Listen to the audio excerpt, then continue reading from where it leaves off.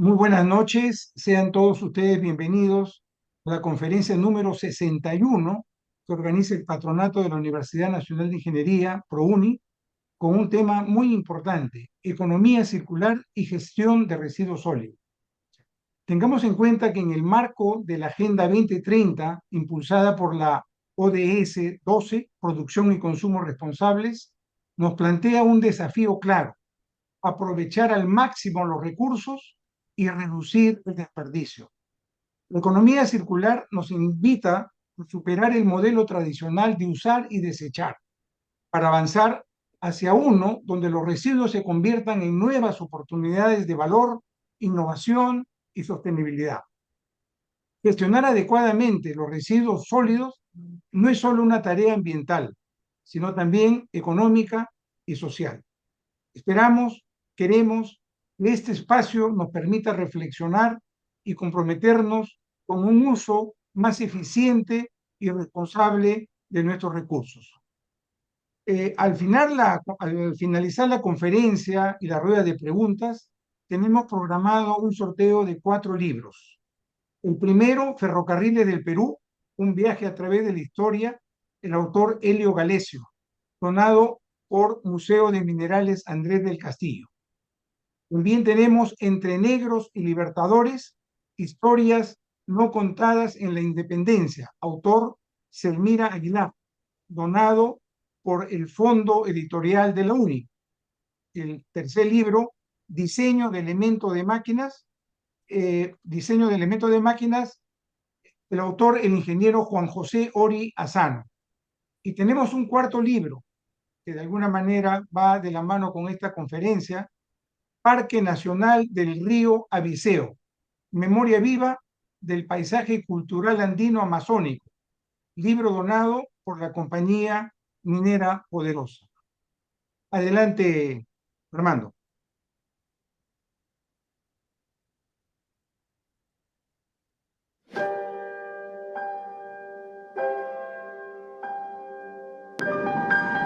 La antigua escuela de ingenieros, fundada en el año 1876 por el ingeniero polaco Eduardo de Havík durante el gobierno del presidente Manuel Pardo, cambió a Universidad Nacional de Ingeniería el año 1955. A lo largo de los años han pasado ilustres profesionales que han dejado huella en la universidad y en el país, entre los que podemos destacar a don Alberto Benavides de la Quintana, distinguido geólogo, así como a don Guido del Castillo Echegaray, distinguido ingeniero de minas.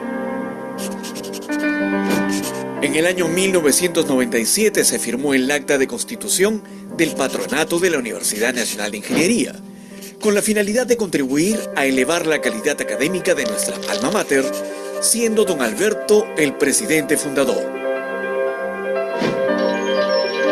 El patronato ha contribuido con muchas obras desde su fundación, bajo el liderazgo de don Alberto, las mismas que continuaron con don Guido del Castillo y ahora continúan bajo el liderazgo del ingeniero Roque Benavides Ganosa, actual presidente del patronato.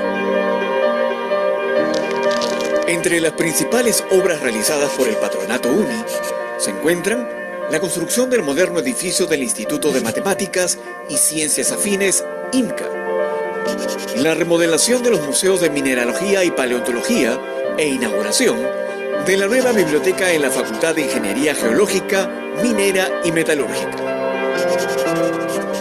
la construcción del Coliseo Polideportivo y del gimnasio totalmente equipado, la entrega de becas Andrés del Castillo, BCP, Fundación Romero, Ferreiros, Manuel Pardo y Lavalle, Jesús Arias Dávila de Compañía Minera Poderosa, de Sauder, Perú, Alberto Benavides de la Quintana, Embajada de Francia, las cuales lograron beneficiar a cientos de estudiantes quienes pudieron desarrollar sus estudios académicos de posgrado y trabajos de investigación en importantes universidades del mundo. Brindamos apoyo económico a cientos de nuestros alumnos, como también la realización de tutorías para estudiantes en riesgo académico. Asimismo, premiamos con computadoras e impresoras a los 2 primeros puestos de cada facultad con el apoyo de Inversiones Benavides y realizamos conferencias magistrales mensuales con destacados expositores. Gracias a la donación realizada por importantes empresas, se aportó para la fabricación de 3 ventiladores mecánicos Fénix, que se entregaron a eSalud para la lucha contra el COVID-19, entre otras grandes contribuciones. Actualmente, el Patronato UNI continúa apoyando a estudiantes y egresados, quienes gracias a su esfuerzo y dedicación, contribuyen a poner en alto el prestigio de nuestra universidad, convirtiéndose así en una de las mejores del Perú. Nuestro principal objetivo es elevar el nivel académico en la formación de pre y posgrado de nuestros estudiantes para obtener un mejor desarrollo profesional y empresarial, sumando al progreso de nuestro país.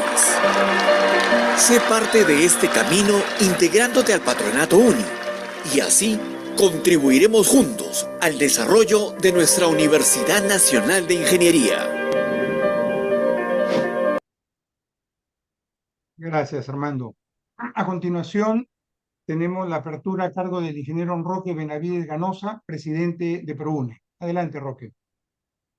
Muy buenas tardes con todos en esta edición número 61 de las conferencias magistrales que la UNI pone, o el patronato de la UNI pone a disposición de toda la comunidad de la Universidad Nacional de Ingeniería, los profesionales, a los alumnos, al personal administrativo.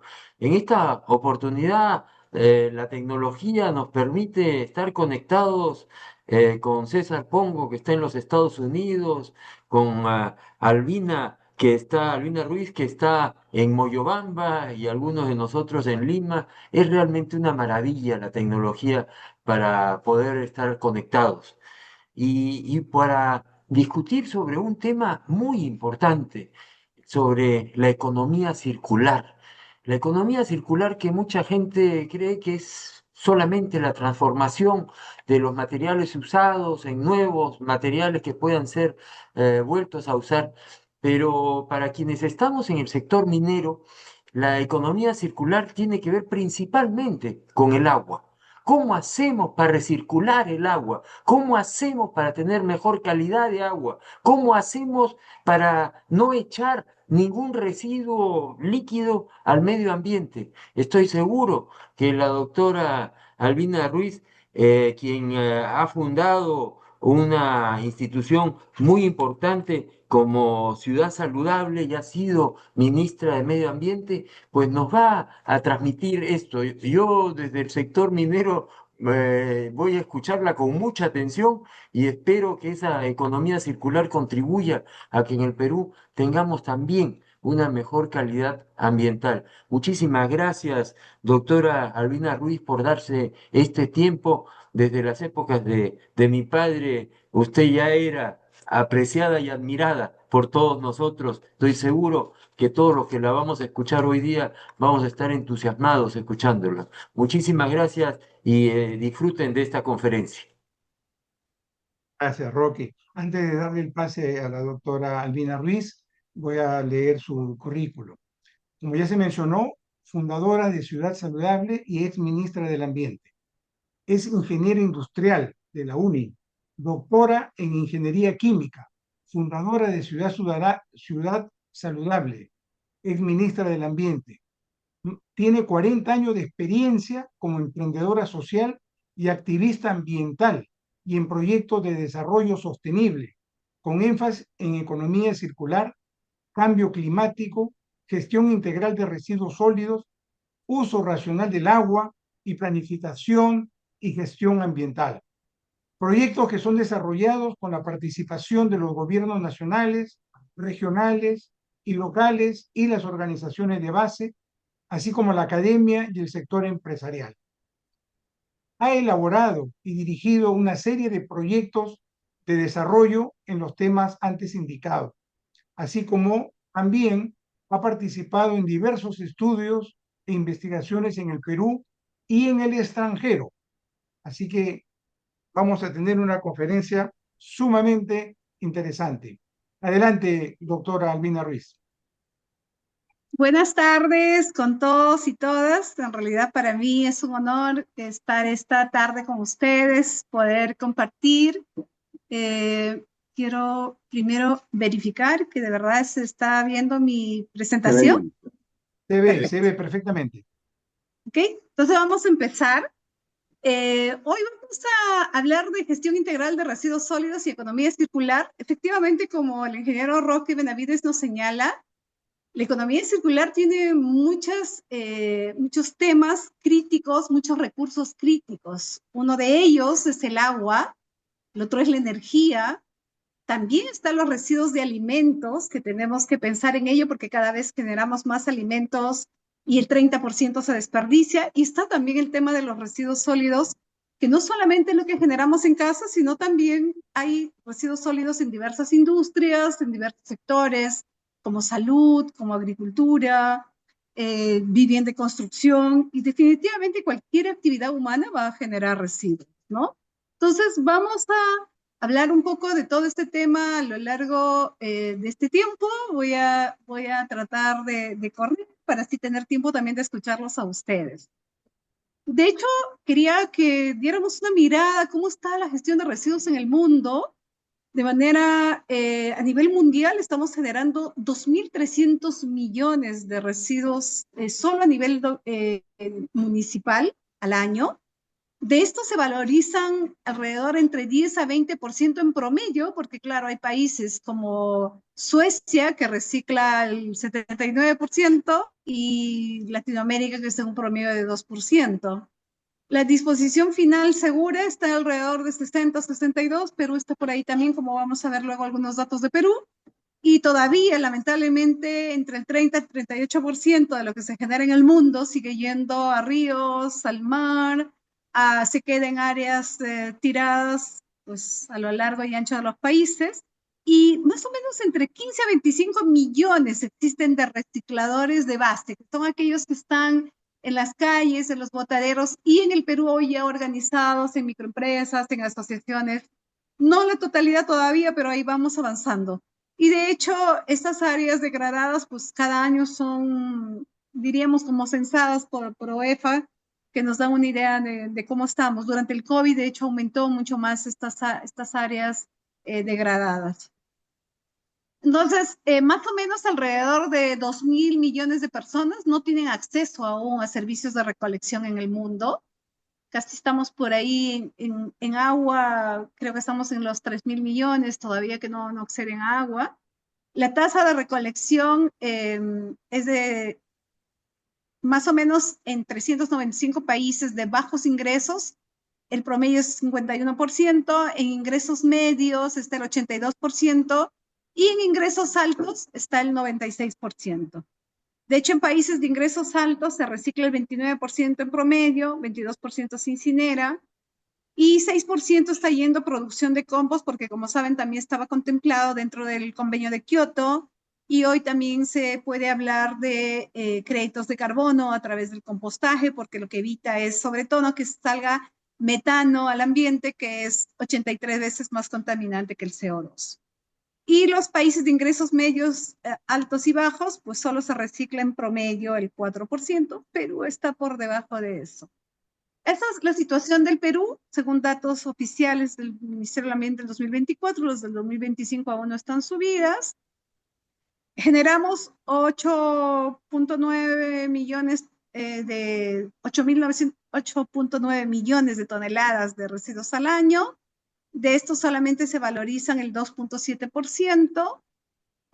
Tienen una disposición final segura el 63,25% y todavía el 34,05% sigue yendo a puntos críticos, a áreas degradadas o botaderos.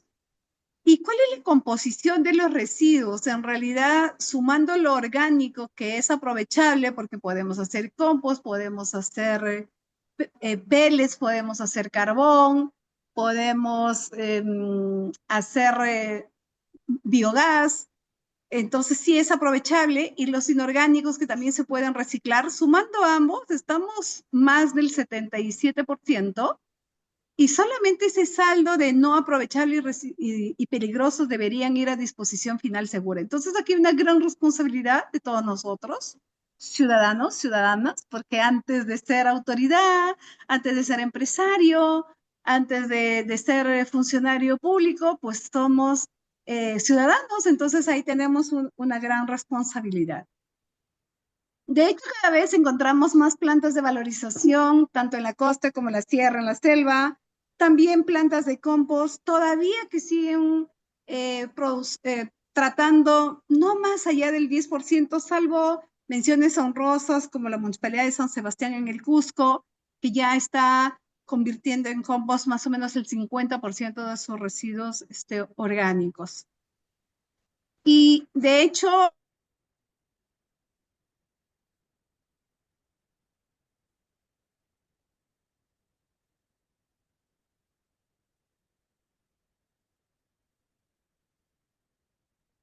propuesta de un pacto global de no al plástico de un solo uso. El plástico es necesario, sí.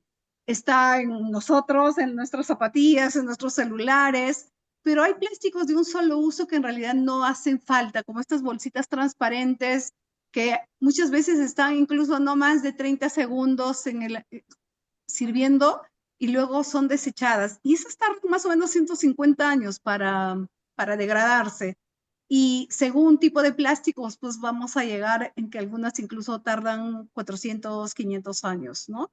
Por eso esta preocupación a nivel global, esperamos que el pacto este año ya pueda ser aprobada, porque ya vamos con 5 reuniones mundiales, y creo que es importante saber que el Perú ha sido quienes hemos trabajado esta propuesta para proponer este pacto global. Entonces, de hecho, esto es un poco la generación de residuos plásticos a nivel nacional. Luego de la ley, cada año hay informes en el MINAM que nos permiten conocer. Lo que más se está recuperando, lo que más se está reciclando, probablemente es lo que más se conoce, es el PET, que son los que se usan en envases de bebidas no alcohólicas y también en alimentos. Está el del PEAT, que es el de alta densidad, que mayormente los recicladores lo conocen como plástico duro, y otros plásticos como el FIL, los delgados, que en realidad nos van a servir para volver a hacer nuevamente otros productos, ¿no?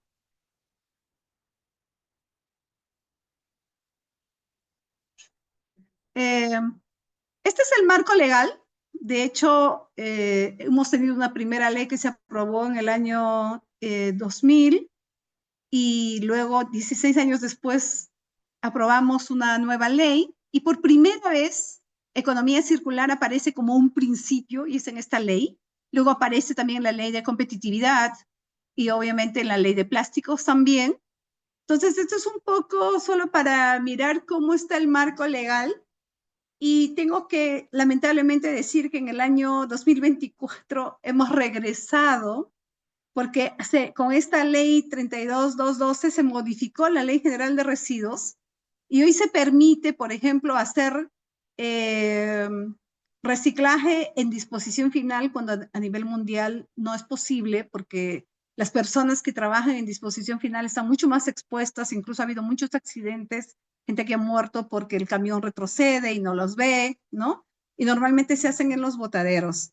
Y también y esto nos ha puesto una observación como país OCDE, que en realidad no tenemos ahí que levantar esa observación que nos han puesto, pero también porque han suspendido, ya no se hace ningún instrumento de gestión ambiental para infraestructura de valorización, de tratamiento y de disposición final de residuos. Entonces, lamentablemente con eso hemos retrocedido en lugar de seguir avanzando como lo hemos venido haciendo y siendo además proponentes, ¿no?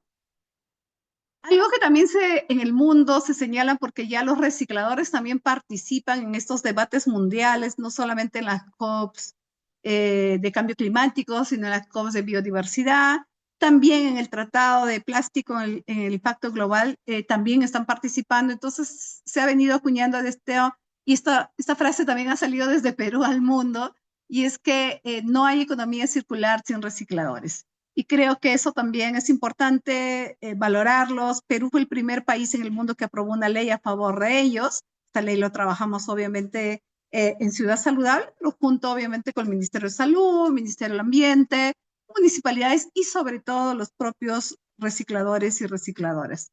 Entonces creo que es importante que tengamos esta mirada. Obviamente, si nosotros hacemos separación en la fuente, vamos a tener también los residuos de mejor calidad. Si recuperamos los residuos ya en disposición final, están ya sucios y vamos a gastar más agua, más energía para volverlos al sistema productivo, mientras que si los recuperamos en las empresas, en los comercios, en las casas, y no hay que poner en realidad tantos tachos, basta en uno solo todo lo que es reciclable, porque ya los recicladores se encargan de separarlo en porciones mucho más finas según cómo les compran en el mercado.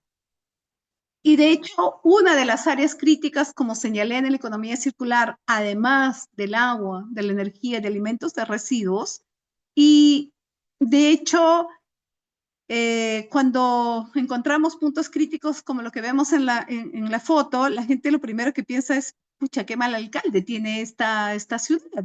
Pero también es una pena porque realmente los residuos se quedan donde vive la gente pobre. Nosotros no vamos a ver residuos donde está la gente que tiene cierto poder adquisitivo, sino mayormente donde vive la gente pobre, porque son en estos municipios donde hay muy mala gestión, hay muchos cambios de los propios funcionarios que hace difícil, en realidad, cuando ya se capacitó a unos, se están yendo y tenemos que volver a tener a otros. Entonces, en realidad, si todos participamos, vamos a bajar estos costos también, que significa cuando no hay una gestión adecuada, porque si estos residuos se quedan allí, pues se tendrá que contratar cargador frontal, volquete, o sea, ya tienes otro tipo de equipamiento que tienes que utilizar para hacer el levantamiento de estos que van quedando en las vías o en otro lado. Nosotros siempre señalamos que tenemos tres principios básicos. En realidad, el residuo ideal es aquel que no se genera. O sea, porque si yo genero residuos orgánicos, no sé cuántos de ustedes tengan una compostera en casa, pero por ejemplo, yo tengo una compostera en casa en Lima, vivo en Miraflores y nadie se entera que tengo una compostera ahí. Aquí en Moyobamba también hacemos compost en casa. Entonces, para nosotros el residuo es un recurso que está situado en un lugar equivocado, porque ahí hay dinero. Y los recursos y los residuos también son recursos que pueden ser aprovechados para todos si aplicamos realmente estos principios de economía circular. De hecho, hay muchas formas que se ha ido llegando a la gente, como visitas casa por casa, eventos. Hoy las municipalidades tienen un programa Educa, donde hay profesionales que están dedicados exclusivamente a poder hacer todo el tema de educación con la población. Lamentablemente también los incentivos que iban a las municipalidades se ha perdido porque el año 2024, lamentablemente, el Ministerio del Ambiente no hizo el informe anual que tiene que hacer para enviar al Ministerio de Economía, y con lo cual el 2025 y este 2026 no hay esos incentivos económicos que ayudaban a las municipalidades a dinamizar este tema. Y es una pena realmente. De hecho, cómo transitar en esta producción y consumo más sostenible de los plásticos, pues pasa por varias R's, como la vamos a ver ya luego en la economía circular. Normalmente cuando hablábamos de residuos en la Agenda 21, en Río de Janeiro, el año 92, se aprobaron estas 3 R's, pero hoy en la economía circular hablamos de 10 R's, y como decía Roque, efectivamente, no es solamente recuperar el material, sino vamos a ver que se pueden hacer otras cosas en realidad. Y lo que sí mucho falla en el país es la supervisión y el control, la fiscalización. Tenemos muchísimas leyes, creo que tenemos leyes de más, leyes ambientales en el país. Para mi gusto, tenemos muchas leyes y no se aplican, o muchas de ellas no son reglamentadas, y lo que está fallando también obviamente es la fiscalización. Y sin innovación y desarrollo no podemos seguir mejorando, avanzando en estos temas. Y creo que ahí es donde el foco que podemos poner desde las propias universidades, en las tesis, no solo de pregrado, sino también las tesis de posgrado, que tienen que servir para dar respuesta justamente a los problemas más sentidos en el país. Y la economía circular en realidad no es que vamos a decir no hay crecimiento económico, al contrario, lo que se busca es que haya un mayor crecimiento económico con menos uso de recursos naturales. Esto significa obviamente cambiar el modo de producir, de consumir. Por eso tenemos una ODS, un Objetivo de Desarrollo Sostenible, la número 12, que habla de producción y consumo responsable. Entonces, la economía circular, sobre todo lo que va a hacer es evitar la generación de residuos, evitar la emisión de efluentes, evitar la emisión de contaminantes al aire. Lo que busca es en realidad cada vez estemos pensando cómo producir mejor de tal manera que las emisiones, los efluentes, los residuos sean menores. O cómo tratamos el agua para volverlo a utilizar. Y hay experiencias ya muy lindas, como los voy a contar más adelante. De hecho, los 3 principios básicos en la economía circular es preservar ese capital natural, optimizar el rendimiento de los recursos, o sea, cómo hacemos que circulen, y eficiencia y eficacia en los sistemas, porque no podemos hablar solo de eficiencia, sino de eficiencia y eficacia, ¿no? De tal manera que minimicemos esas fugas y esas externalidades negativas que venía señalando. Y aquí están. En realidad, me encantó, estuve mirando una tesis también de chicos que se graduaron con economía circular de una universidad en Austria, y ellos recopilaron como 129 conceptos de economía circular, y no es de ahora, es antigua, sino que en el World Economic Forum del 2017 pues se ponen como foco principal economía circular, y de ahí sale la Fundación MacArthur priorizando plásticos en economía circular, ¿no? Y aquí estamos hablando de estas 10 R's, y como podemos ver, el reciclaje está como más cerca de la economía lineal. Miren lo que está más cerca de la economía circular, es cuando hacemos el uso y fabricación más inteligente del producto. Y vamos a ir mirándolo uno por uno. Si vemos residuos, obviamente yo tengo la capacidad de rechazar los envases de poliestireno expandido, que además ya prohíbe la ley, o los plásticos de un solo uso.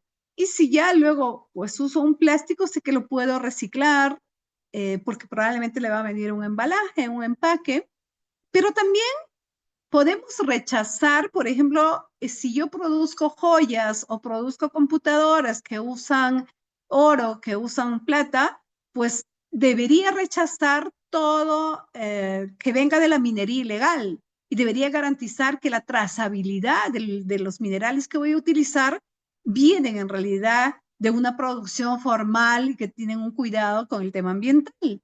Y lo mismo si yo hago muebles o una serie de productos que van a utilizar madera, pues tendría que tener la trazabilidad y no utilizar madera que venga de la tala ilegal.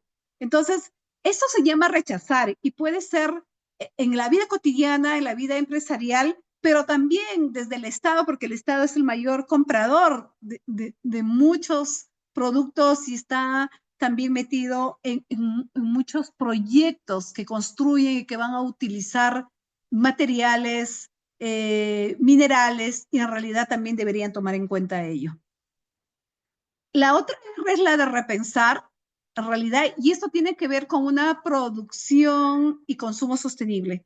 Yo empiezo a pensar desde el momento en que diseño mi producto, que voy a sacar al mercado, de tal manera que los componentes de estos productos pues cada vez sean, que puedan volver al sistema, que puedan recuperarse. Va a haber muchos productos obviamente que tienen una mezcla de productos también peligrosos que tienen que ir a disposición final segura, como en los aparatos, en los residuos de aparatos eléctricos y electrónicos, ¿no? Pero si vamos tomando en cuenta que recuperamos, vamos a hablar también de la necesidad de repensar justamente el producto que voy a poner en el mercado, y como consumidor también. Yo tengo que consumir aquella empresa que está produciendo, tomando en cuenta el desarrollo sostenible, la economía circular, y también obviamente el respeto a los derechos de los trabajadores, y respetando también a las comunidades aledañas, ¿no? Está el de reducir, efectivamente. Yo puedo ir al mercado llevando mis canastas, mis tuppers para poder ahí las carnes. Puedo ir a la cafetería llevando mi vaso, que ahí me sirvan el café o el jugo. Y en casa también puedo tener, y en las empresas, pues filtros que permitan en realidad, con un toma todo, poder generar menos plásticos. De hecho, el reusar no es lo mismo que reutilizar. Reusar es si yo tengo ropa, ya no me alcanza, pues se lo voy dejando a alguien que lo use todavía porque está bien, o los zapatos igual, o los envases, ¿no? Yo llevo mis envases de vidrio al mercado, le digo, sácale la tara y ahí me pesan pues una serie de productos que voy a ir comprando, sobre todo como menestras o frutos secos, ¿no? Está el de reparar, cada vez se está perdiendo esto, la gente ya no remienda la ropa, ya no lleva a reparar los zapatos, como que se gastan y los tiras. Creo que las empresas, sobre todo eh, en el sector industrial, en el sector automotriz, se hace mucho, se usa mucho el de reparar y esperamos que no se pierda eso. De hecho, esta es una foto, por ejemplo, en Inglaterra, en Londres, donde el Estado está dando fondos para que grandes aparatos pues puedan ser reparados y hayan tiendas de segundo uso, sobre todo para la gente migrante, que puede acceder a menores costos en lugar de ya descartarlos, ¿no? Está el de restaurar. Muchos muebles no hay necesidad de tirarlos, sino hay que restaurarlos y pueden seguir teniendo un uso importante todavía. Está el de remanufacturar. De hecho, hay ya empresas en el Perú como HP que están, por ejemplo, recuperando los cartuchos de tóner, los vuelven a cargar y los sacan al mercado. Entonces, ya hay experiencias aquí en Perú también de ello. Este es el de reutilizar. Los neumáticos ya cumplieron su tiempo de vida útil, pero puedo usarlo en un parque, puedo hacerlo como maceteros o los que vemos en el ejemplo, ¿no? Está en el de reutilizar y aquí ya tenemos experiencias muy interesantes, sobre todo con residuos de construcción. De hecho, en Lima hay una empresa Ciclo que está en Cieneguilla, que está sacando al mercado materiales de construcción todo reciclado. Y eso es importante,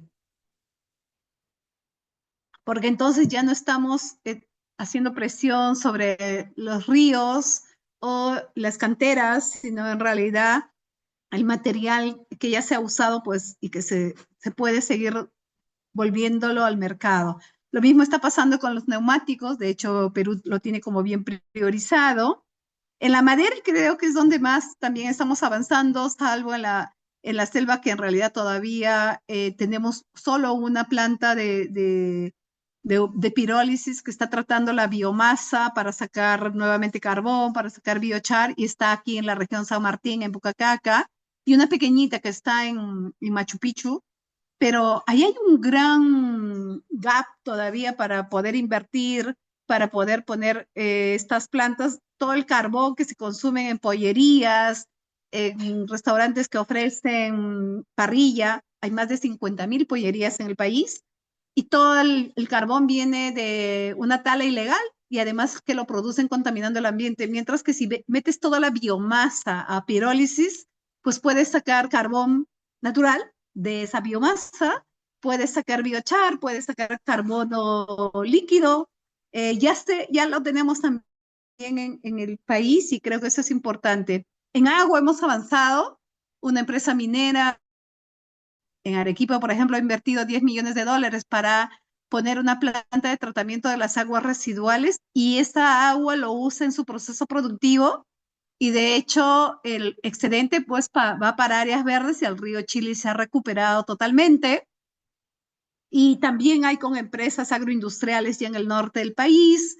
Cada vez más estamos avanzando en darle valor. De hecho, la planta de tratamiento de aguas residuales en Cusco, por ejemplo, ya genera biogás y esa energía usan para todo su proceso productivo.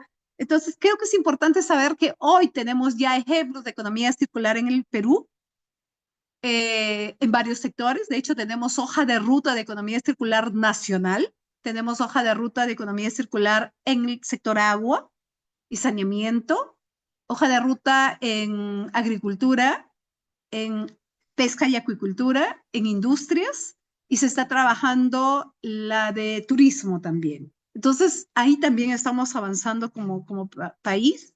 Este es el de reciclar, que ya todos sabemos que nos toca hacer en casa, en el trabajo, y sabemos por qué hacerlo.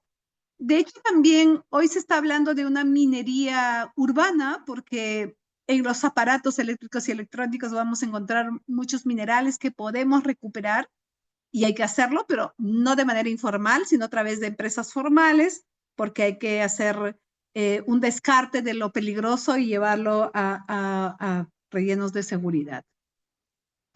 De hecho, estos son los metales que mayormente vamos a encontrar en diferentes aparatos y piezas que vamos a encontrar y que podemos recuperar.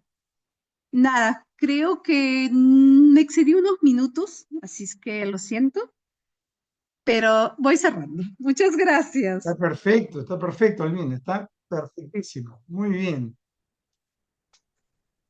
muy bien. Entonces, ahora pasamos a la etapa de preguntas y respuestas. Le doy el pase a Filiberto Revilla. Adelante, Fili. Buenas noches con todos. Felicitaciones, doctora Albina, por la conferencia. Muy interesante, sobre todo en estos momentos que estamos viviendo, pues estos desastres en la ciudad de Arequipa, que entiendo que también está influenciado por estos cambios climáticos, producto pues del reciclaje y todo lo que la humanidad pues está haciendo en contra del medio ambiente, ¿no? Bueno, tenemos varias preguntas. La primera, bueno, de la señorita Ana Mamani Guanacune. No tiene varias preguntas. Una está referida al tema de los residuos de construcción y demolición. Nos dice, a nivel nacional, ¿se cuenta con plantas de valorizaciones de RCD? Porque las mismas municipalidades hacen caso omiso al Decreto Supremo 002 del Ministerio de Vivienda y Construcción y no se dispone de valorización de estos residuos. Esa es la pregunta, doctora Olina. Sí, a ver, como señalé, de hecho está Ciclo, que es una empresa todavía diríamos pequeña, pero está haciendo esa recuperación. Y hay otras que tienen disposición final segura, sobre todo las canteras donde se han sacado materiales de construcción y estas canteras que se han quedado, se pueden registrar luego para recibir residuos de construcción, pero ahí solamente se estarían haciendo disposición final, que ya es una alternativa frente a que lo lleven al mar o al borde del río, lo dejen en las carreteras como para el ingreso a Chanchán en el norte, que está lleno de residuos eh, de, de demolición y construcción. En realidad, creo que se requiere seguir invirtiendo más en esto y nuevamente, como bien lo señala Ana, no es que no tengamos ya un reglamento de manejo de residuos de construcción y demolición, sino lo que pasa es que no hay realmente un control porque las empresas que construyen y que contratan para llevarse todo el excedente, pues deberían llevar a disposición final segura o deberían llevar a valorización, como en este caso Ciclo, y deberíamos tener también en las regiones. El tema es que muchas veces las alternativas están concentradas en la capital y creo que es importante también cómo vamos descentralizando y podemos empezar a tener quizás una planta en el sur, en Cajamarca y en Arequipa, pero perdón, en Arequipa en el sur, Cajamarca el norte y también Chiclayo, Trujillo. Podemos empezar a pensar ya que también deberíamos tener plantas de este tipo y sobre todo de valorización de la biomasa, como les señalo, pues hay una pequeñita en Machu Picchu y la que tenemos aquí, un privado en Pucacaca, pero que solo cubre el 1.8% del mercado de la demanda de carbón, por ejemplo, en el mercado en el país. Ahora, doctora Urbina, la pregunta de las valorizaciones me parece que también puede estar referida a qué tanto los jóvenes emprendedores pueden generar empresas alrededor de la economía circular. No escuché un caso de una empresa Simba que reciclaba pues basura de los restaurantes, de los hoteles y generaba también un negocio y el reciclaje de esos temas acá en Perú es mínimo. Entonces, yo creo que estas valorizaciones pueden ayudar en eso, a que estos jóvenes empresarios puedan hacer empresas sociales al respecto. ¿Usted cómo ve ese tema? En realidad, aquí hay un mercado aún no cubierto, como bien lo señalo, De hecho, en el caso de los residuos orgánicos, como si porque recuerden que las grandes chancherías informales todavía que están como el Parque Porcino en Ventanilla y en varias ciudades que uno encuentra, pues van directamente a los restaurantes, lo recogen y les dan de comer sin previa cocción. De hecho, hay un decreto supremo del Ministerio de Salud que permite utilizar estos residuos orgánicos para alimentar los cerdos, pero siempre y cuando tengan una cocción mínima de unos 15 minutos, porque has asegurado que han muerto todos los patógenos. Y no se hace porque normalmente las chancherías pues están en lugares alejados y los formales ya tienen, usan ya alimento balanceado porque obviamente les rinde más para el proceso.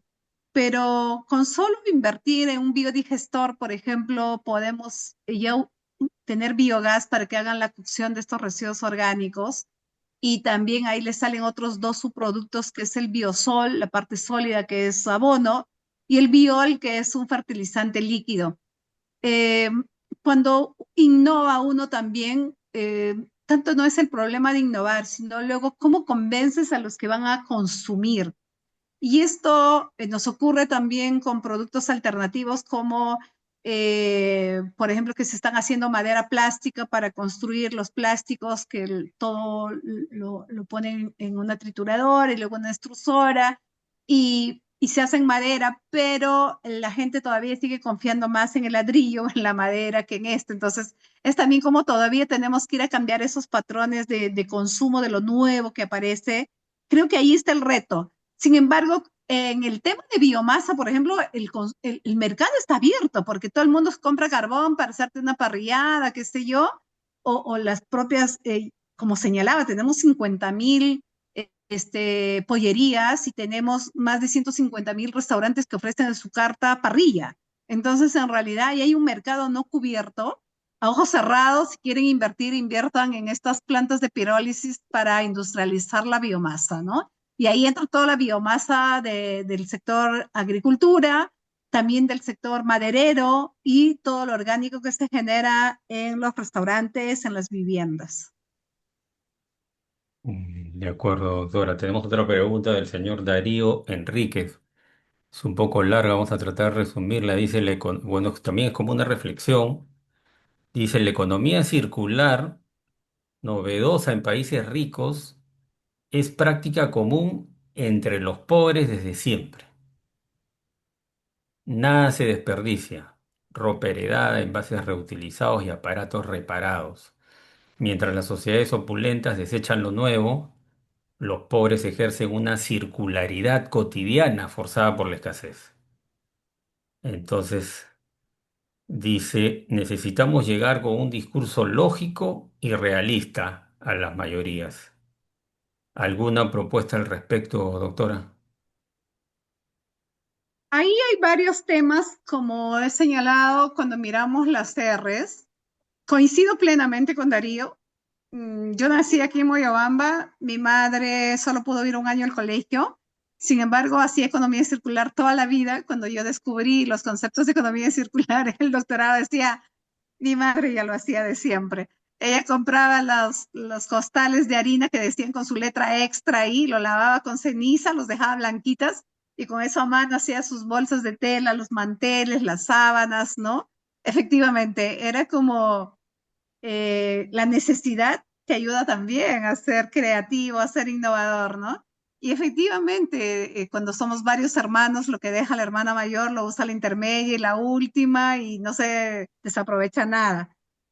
Pero creo que cuando hablamos también ya de economía circular, tenemos que ir más allá del espacio doméstico y tenemos que ir sobre todo al espacio empresarial y también al propio Estado, ¿no? O sea, las computadoras que les da de baja perfectamente, por ejemplo, yo estando en el ministerio, todo lo que dimos de baja en un año, lo entregamos a comisarías, a puestos de salud al interior del país que no tienen nada. Esa computadora para ellos era extraordinaria que les llegue para poder ya empezar a digitalizar cosas, porque es increíble, a pesar de que tenemos un programa de Perú Digital, el sector salud es el que sigue gastando muchísimo papel. Con el CIS, por ejemplo, llenan 5 formularios de diversos colores, cuando totalmente eso puede estar digitalizado si le ponen, como ya tiene el seguro, con una computadora cada profesional del sistema de salud que va a atender a los pacientes. Entonces, creo que tenemos mucho por hacer en todos los sectores. Y porque además el papel también viene de la celulosa de los árboles y todavía nosotros no tenemos grandes bosques sostenibles manejados como tiene Chile para decir que nuestro papel está viniendo de bosques manejados. Entonces, la recuperación o el no uso de ello también va a influir muchísimo, ¿no? Claro que sí, doctora. Tenemos otra pregunta del señor Rodolfo Castillo. Viene referida, dice, al desarrollo sostenible del Plan de Desarrollo Sostenible al 2030 de la ONU. Dice cómo Ujú. plantearía esta relación con la agenda suscrita por el Perú. O sea, ¿qué está haciendo el país con respecto a esta agenda de la ONU? Sí, de hecho, Perú es firmante de las, de los objetivos del desarrollo sostenible el 2030. Primero fueron los objetivos del milenio, que fue del 2000 al 2015, luego el 2015, como no se cumplieron con las metas, se dieron un nuevo nombre y se pusieron objetivos del desarrollo sostenible y vamos al 2030 y lamentablemente no vamos a cumplir a nivel mundial con todo lo que hemos propuesto y ahora ya se están proponiendo, no sabemos qué nombre lo van a poner, pero nuevas metas al 2050. Sería que en realidad todos los países vayamos cumpliendo con lo que firmamos y de hecho, en estos objetivos del desarrollo sostenible, que son 17, pues tienen que ver unos con el agua, otros tienen que ver con el mar, con la pesca, con la producción y consumo responsable. También tiene que ver con educación, cómo también disminuyes el hambre, disminuyes la pobreza. Entonces, son una serie de objetivos que tenemos y claro, de hecho el Perú ha tenido algunos incentivos a los municipios, por ejemplo, para disminuir la anemia, para atención al público, para bajar los tiempos que demoraban en dar las licencias municipales, para poder abrir un negocio. Entonces, todo esto era premiado por estos incentivos que desde el Ministerio de Economía se dan a través dependiendo de cada ministerio, ¿no? Creo que acciones como esa ayudan. Lo que pasa es que el Perú firma muchos acuerdos internacionales, como el propio eh, acuerdo que hemos firmado de cambio climático en el 2015 en París, el de biodiversidad, y ahí hay responsabilidades de varios sectores, porque el tema ambiental es transversal, el desarrollo sostenible es transversal, no es solamente de un ministerio. El tema es que no le ponemos recursos, y si no le ponemos recursos, pues no vamos a hacer cambios. De hecho, yo soy una convencida que si no hubiera corrupción en el país, todo el país ya tendría agua y saneamiento. O sea, tanto dinero se ve en la corrupción que ya deberíamos tener todo el país cubierto con agua y saneamiento, por ejemplo. Con lo mismo que gastamos en el año 92 para curar el cólera, para combatir el cólera, la OMS hizo un estudio y ahí decía que los millones que hemos gastado en paliar el cólera también hubiera permitido poner agua y saneamiento a todo el país. El tema es que no estamos tomando decisiones adecuadas que en realidad vayan a responder las necesidades más sentidas del país. Sigue habiendo, hoy día, por ejemplo, aquí hicimos una reforestación en un centro educativo inicial, en un pueblo de Aguajún, en Morroyacu, y hemos tenido que ir a hacer el cerco vivo porque los niños están ahí y no tienen ni siquiera una cerca que las proteja. Entonces, lo que hemos ido es a poner limoncillo que crece rápido y cada 3 metros dejar un forestal, un frutal, porque tenemos que hacer algo en realidad y nos hemos juntado varias instituciones y voluntarios. Acá trabajamos también con la Cámara de Comercio y Producción, porque creo que todos nos tenemos que comprometer, como nos decía Roque en el preámbulo, tenemos que tener esa mirada optimista que sí todos podemos hacer que nuestro Perú esté mejor. De Fili, todas maneras, antes de doctora. continuar con las preguntas, Roque quería hacer un comentario. Adelante, Roque. Bueno, abusaré de ser parte de los presentadores. No, has mencionado con mucho criterio el tema de la planta de la enlosada en Arequipa de Cerro Verde, que es una empresa que ha utilizado las aguas del desagüe de Arequipa que se iban antes al río Chile y estaba totalmente contaminado.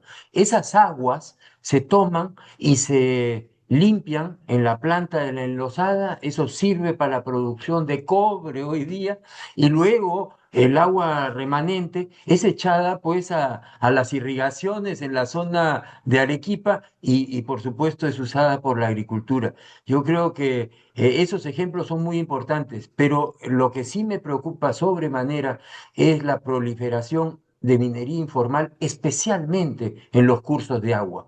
Y donde más agua hay, lamentablemente hay más minería informal. Hoy día salió en los medios de comunicación el tema de la zona de Loreto, de Iquitos, pero estoy seguro que en la zona de Moyobamba y en la zona del Ecuador, las aguas que vienen hacia el Perú vienen de la zona de San Carlos de las Minas, que es una zona también que se utiliza químicos en cursos de agua. Yo creo que eso es algo que tenemos que enfocarnos a evitar que eso suceda. En fin, quería hacer ese comentario. En Adelante, realidad, Philip. en realidad es un grave problema la minería ilegal, eh, porque además no solamente es que estás al extraer este mineral de manera inadecuada, además utilizando mercurio que está prohibido y dejas en los cursos de aguas como los ríos Nanay, Río Madre de Dios, aquí mismo en el Guayaga, porque está llegando ya a la parte de la zona del Dorado, en la zona más sur de la región, ya está llegando, pero también está en Chachapoyas, en diversos lados. Y en realidad es preocupante porque ahí no tienes solamente el tema de contaminación, sino porque detrás de toda la minería ilegal también hay trata de personas. Cuidado con eso.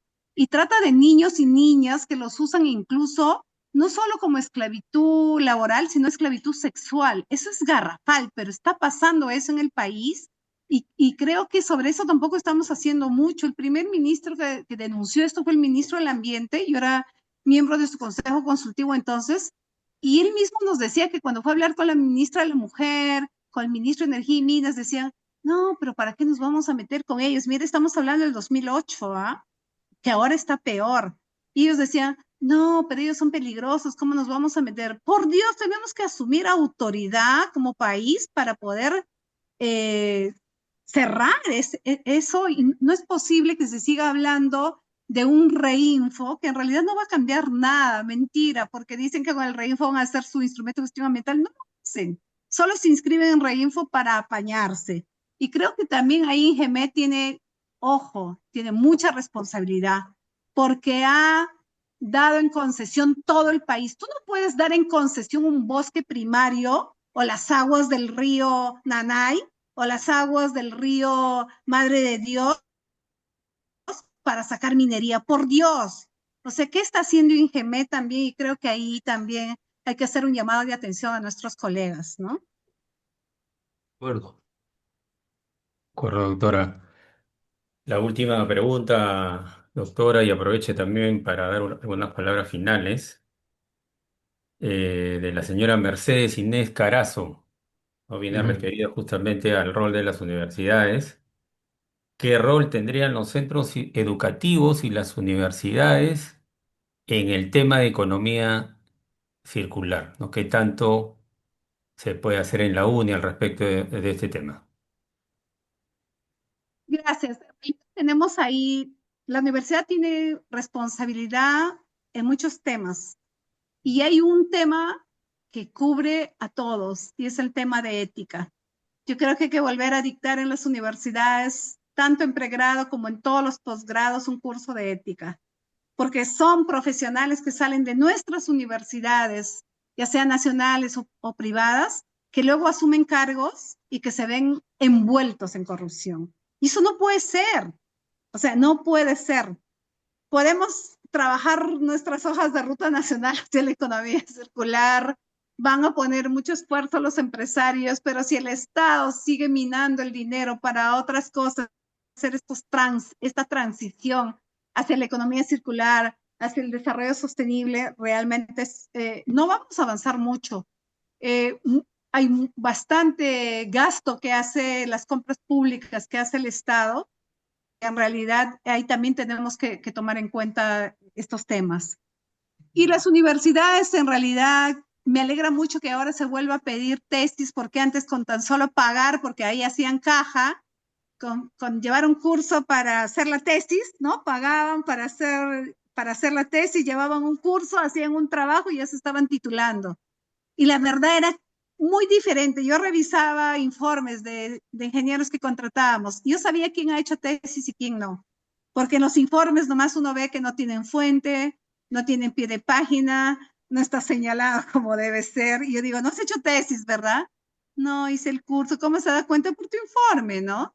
Entonces yo creo que las tesis nos ayudan mucho porque te ayudan a investigar. Obviamente no pueden ser tesis clonadas y que copias y le cambias de nombre, nada más tiene que ser tesis que investiguemos y ahí también los profesores tienen que ser mucho más exigentes de ver que se elijan temas que justamente respondan a las necesidades en el país, ¿no? Y creo que eso puede ayudar mucho y de ahí pueden salir estos emprendimientos también de los jóvenes que están egresando y no solo pensar en llegar a ser funcionarios del Estado o en grandes compañías, sino también pensar que pueden innovar y que luego pueden entrar a esa cadena de proveedores también de manera innovadora, ¿no?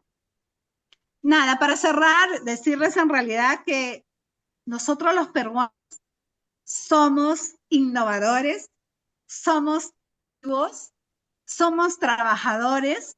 En realidad, los corruptos y los delincuentes no llegan al millón, estoy segura. Y somos 34 millones. Así es que somos 33, más de 33 millones de creativos, de innovadores, de trabajadores y saquemos adelante nuestro amado Perú. Muchas gracias. Gracias, Bien. doctora, gracias. Comentar solo un tema de las tesis.